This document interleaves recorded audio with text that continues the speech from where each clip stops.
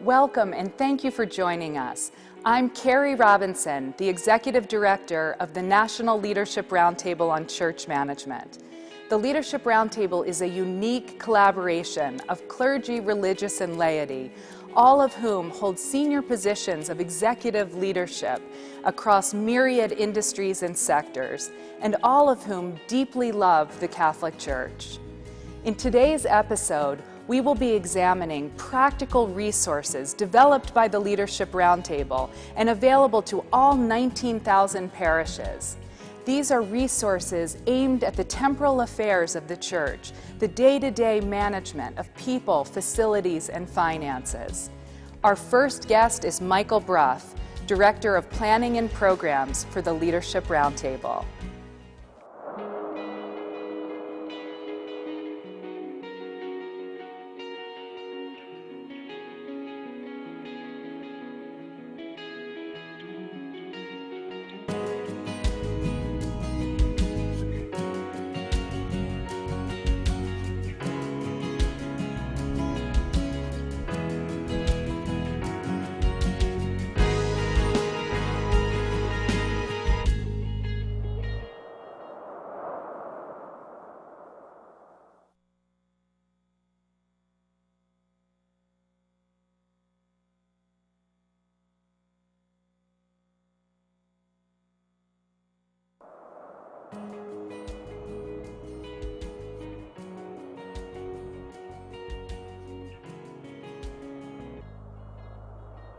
Michael, tell us about the Standards for Excellence program.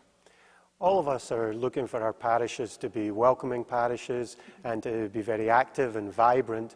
And the Standards for Excellence is a framework. It lays out a roadmap for good stewardship to be as well run of a parish as we can be so that we can be of service to the people. And it is grounded in certain guiding principles. Can you elaborate on a few of those? The standards lay out 8 guiding principles and 55 standards, covering a whole range of parish activities, from having a clear mission statement and being able to understand what the different ministries are and how effective they are, strengthening pastoral councils and finance councils, having good financial procedures, making sure that there is an openness and a transparency, so parishes doing annual reports and providing good information to parishioners. Very much about engaging the parishioners, working together with the staff and the priest, and to have these highest standards of excellence that we can for our parishes. And so each of the 55 standards pertains to a particular temporal affair of the Church. It's management of people, finances, and facilities, and offers the Church a roadmap, as you say, to carry out its mission unencumbered. Exactly. So a parish can look and do a self-assessment and say, where are we strong? What are we doing well in our parish? What's effective in our parish? Where are areas that maybe if we improved upon it, we could do better? So you might look and say, a pastor just came into a new parish, for example. He said he had all sorts of committees and councils meeting, but they didn't seem to have a clear sense of their role and their expectations. So all the stuff would end up on the pastor's desk. So he was able to take the Standards for Excellence and apply them in the parish and work with his different groups to energize them, to focus them, and to make sure that people knew what their particular responsibilities were in the parish. You might find that you have a lot of volunteers in your parish. You might find we had a parish who had a number of different groups counting the Sunday collection, but they all did it their own way, and it was very difficult for them just to keep track and keep good records of what was coming in and what was being banked. So they used the Standards for Excellence to come out with a nice procedure for counting that was codified for each of the different groups that were working. And so there are ways of being more effective and efficient in the parish. And for those parishes, for example, which have implemented and are adhering to these standards, what has been their experience? What feedback do you hear from church leaders? Well, firstly, it's been very affirming for parishes because many parishes are doing a great job. They've had policies in place, or they've had good people running their different programs and doing some analysis of their ministry or making sure there are no conflicts of interest and that sort of thing. And so parishes find that affirming. Then they're able to identify, okay, so what is it, where are the other benefits that we can get from this? So for example, involving more people in the parish, having a clearer sense of what the parish is trying to do. For example, having a communications plan and program for the parish so that everybody knows what is taking place. And a very important area that the standards focus on is fundraising as well. So how are we good stewards of the donations that people generously give to the church to make sure that people know what their donations are being used for accounting for them, reporting on them. And of course, as we know, when you share with people and are transparent about what their resources are used for and their donations are used for, those then tend to increase and there is more activity in the parish. I have heard pastors say that they desire that their parishes are squeaky clean. In other words, they want to have the most contemporary best practices and structures in place to account for finances, for example. How does this specifically answer their prayer? Well, what the standards do is they give a benchmark for saying this is how the best run parish, this is how the best run non-profit, this is how the best run education sector would organize something like fundraising efforts or making sure that they have clear metrics and measurements of how effective a ministry is being, for example. So we are then able, as a parish, if we report back on the standards for excellence, to be able to say, here is what we are doing. And, you know, for a finance council, for example, to know which questions to ask, to be aware of how a parish should be operating, to make sure, as you say, that they're squeaky clean and that we're being good stewards of the resources that the church has. Now, there are 3 codes, correct? One for parishes, dioceses, and nonprofit organizations. Can you explain why the Roundtable thought it appropriate to develop 3 sets of codes? We want to make it as easy for parishes and dioceses and Catholic nonprofits to implement these best practices. So by customizing it to the parish level, for example, we're able to have a pastoral staff, a parish business manager, a pastoral council, take a hold of the standards and say, work their way through and say, how well are we doing? Where do we need to improve? Where do we need to focus? So it was important for us that as well as providing these benchmarks, we also provide the parish, in this case, with the resources that they need to implement the standards. So let's say we don't have a parish handbook for our staff, or we don't have a volunteer policy, or we don't have a communication policy. For us to be able to then say, you don't have to come up with this yourself, but you can tap into our education resources that go along with the packets. You can learn what other parishes or other dioceses have done in this area and use their policies or procedures as templates and just customize it for yourself. So it's very important that this is user-friendly and that any group of parishioners can work together with a pastor, with a parish staff where it exists, to implement these standards. So for any one of these 55 standards, if I identify that I could be doing a better job in one of those areas, there are backup support materials and templates available through the Leadership Roundtable to attend to that specific standard? Well, that's very important for us because we realize how busy pastors are, how busy parish staffs and leaders in parish. And so the idea is, how can we help them to be most effective and use their time so that they are able to concentrate on their ministerial calling and on leading the parish to be ever more vibrant and really to carry out their mission as a parish. So any of these resource materials are about how do we make ourselves more effective? How do we free up time and free up resources so that we can focus on mission? So all of this is mission-driven. How can we be a good steward of people's time and people's resources? I know a number of pastors have been very deeply worried about risk and liability. To what extent, knowing that you can never completely eliminate risk, to what extent do these codes, these standards, help pastors and other church leaders minimize that risk? It helps at multiple levels. It helps as a check and a balance to make sure that you've got the right procedures in place so that you are accounting fully and correctly for all of the income, for example, that comes in. Or if somebody makes a donation, to make sure that it was used for the purpose that you said it was going to be used for.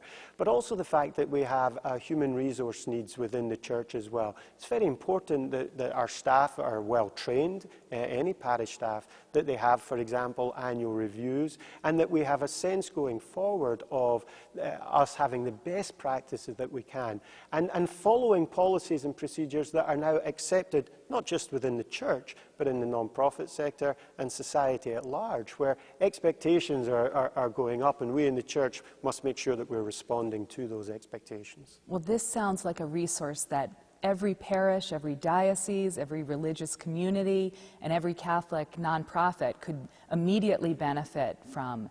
Where would such an interested parish, for example, go to avail themselves of this resource? Well, that's certainly our hope, and what we're trying to do is make it as easy for people as possible to access these materials. And if people go to theleadershiproundtable.org, our website, they will be able to click there on the Standards for Excellence web page and find all the information that they would want. This begins with a self-assessment of the parish. So it's not somebody coming in from the outside, it's you yourself that can get a hold of these codes which list all 55 standards there just as a nice checklist for them, and they can also access all of the resource materials, the education materials through our website.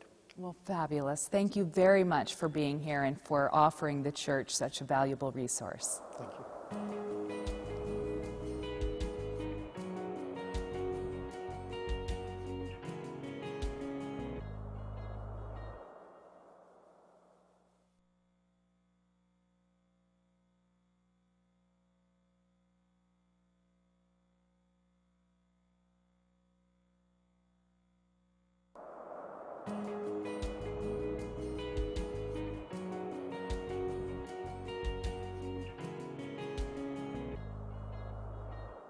Joining us now are Father Joe Donnelly, pastor of Sacred Heart Parish in Southbury, Connecticut, and Kathy Rangioni, coordinator of the Performance Development Project. Father Donnelly, as a pastor of a vibrant faith community, what are some of the challenges that pastors are facing today, and how do temporal best practices serve as a resource to you? Well, I find on a real practical level, I'm the only priest in this parish, and many of my brother priests are in a similar situation. We have 2,200 households. So just the idea of encouraging and supporting and inviting people to really take their appropriate role in the ministry and mission of the parish is very, very helpful to me. On a whole other theological level, I think our church is saying very much that the collaboration and cooperation of all the members of the church, people using their time, their talent, their resources for the mission of the church is really what the church is calling for these days. And I find by using some of these best practices that can really facilitate that. Can you give us an example that you have used in your own parish along these lines? Well, in a particular way, we've done a lot of development of a broader parish staff. When I came to this parish, there wasn't a large staff to speak of. So, and I went about looking to have other people work in together with me. Over the 6 years I've been there, we have added 3 pastoral associates and several extra people in faith formation, plus the collaboration of the pastoral council and the finance council. So with the staff, though, I felt it was really important that they get a sense that they really are. It's not just me. I hate being called the boss. It's not just that I'm called to do the work and they report to me, they help me, but rather that they really have a role in their own right and are accountable one to another and to the parish. So we initiated a little process whereby, first of all, we had job descriptions for everybody, which was a very helpful thing for people to get a sense of how they're doing what their job is, what their expectations the parish has of them. Secondly, then to evaluate people. Although, again, we try to stay away from the term evaluation, more to help development, and really that's what it is. Where at the end of each year, we invite each staff member to ask 5 people who work with them in ministry to offer a perspective of their work in ministry, and then I ask 5 people who I think would have a perspective on their ministry to do the same. All that feedback comes in, and I sit down with the person, and we have an easy conversation, which serves a couple of purposes. Not only keeping them on track with their job description, but really, I find sometimes we don't have the opportunity to affirm and to thank the people who work in ministry in parishes. And they never hear it, maybe until they're at their going away party or something like that. But here they have the opportunity regularly to hear what are the strengths that people see in their ministry? Where are the areas of challenge? How would people look to see them responding in the future and things like that? And I undergo the same process. One of the staff people does the very same thing for me. So it's clear that it's not just for the people who are on staff, it's for all of us on staff working together. And the accountability is not just to me, but it's actually the people of the parish. Wonderful. What a model for other parishes. I wonder, do you find in your experience that when talented laity, proficient in myriad competencies in the temporal affairs, are properly invited to give those competencies in service to the parish, are they ready and willing to do so? And what are some of the consequences of engaging them in that? Yeah, very definitely. My parish has many, many competent people who work. It's a bit of an affluent community, so there are people who work in corporate America in lots of different realms. And for instance, when I went there, the Finance Council hadn't met in 7 years. And the group that was on it were not really people who had a lot of interest in the financial accountability and vision of the parish. They were just very dedicated parishioners and all. So we disbanded it. And then went into the census and looked for anybody who had a background in finance or accounting or things like that. And I was blown away by the list of people that came forth. And so then I personally contacted a couple, and we assembled a group of about 8 or 10 people who are now our finance council and guide everything from the writing of the budget to the overseeing of individual ministry budgets to some of the financial challenges that we all face, to our investments, the whole thing. And people loaded with a lot more talent than I have in that regard, and they probably have a lot more interest in it than I do as well. Well, in addition to your own leadership in your parish, I know that you have been actively engaged with the Leadership Roundtable at a national level, developing a performance development resource for use in the whole church. And Kathy, as coordinator of that program, I wonder if you would just say a few words about what that is. Sure, Carrie. The Performance Development Project itself is a really exciting one for the church, and the reason being that it not only recognizes the critical role that priests and lay leaders play in maintaining the vitality and the strength of the church at the parish level, at the diocesan level, and then as the church on a whole. And what it does is it provides leaders with the opportunity to take a very unique look at themselves and their leadership effectiveness in their roles through the eyes of those people that they interact with on a regular basis. So it's a very powerful experience for them. The program itself has been developed in partnership with other organizations within the church that support the ongoing formation and development of priests and lay leaders, as well as a leader in the field of leadership development and education. So we're very proud to have this resource available that's been developed in partnership with these organizations, really aimed at developing leadership capability. Wonderful. The program itself is designed in such a way that it engages individuals on an individual basis, as well as involves those individuals that the participants engage with and guide their work, support their ongoing development. Terrific.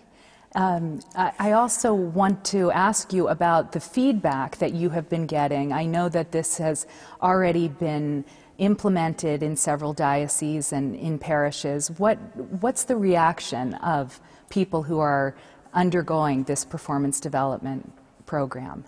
We've actually had 2 dioceses participate in the program and complete the program. And we're really proud to talk about the experience that individuals have, because resoundingly, the individuals that have participated have said that it has been both professionally and personally rewarding and successful for them. It's provided those individuals with a very unique insight to their leadership behaviors and the impact that those behaviors have on others in support of the work and the work that they do. Many people commented very specifically and personally through feedback sessions that we've done one-on-one with them, as well as group setting sessions where we've done, and talked about the fact that for many of them, this is the first time that they've gotten comprehensive feedback in their careers. So it's been a very enlightening experience for them, and in some instances, a life-changing experience for them. It's provided them with a line of sight to be able to, one, validate some of their own experiences and assumptions about their strengths and their development areas. It has also enabled them to align with the expectations that others have of them in their roles in service to the church. And then it's also, for many people, opened up the opportunity for dialogue and discussion between the individuals themselves and those that they work for and those that they work with. And that has been very powerful for people. It has really empowered individuals to feel that they can take this information and then build upon it, build a development plan from it that helps them to continue to grow and develop in service to the church. Kathy, thank you so much for this and for making this resource available to dioceses all over the country. I think this is wonderful, and there are a number of parishes that will benefit mightily from this. Father Donnelly, Kathy, thanks so much for being here with us today. Thank you. Every parish in the country can benefit from the resources offered by the Leadership Roundtable on Church Management. To learn how to implement standards for excellence in your parish, please visit our website, theleadershiproundtable.org. I'm Carrie Robinson, and thank you for joining us today.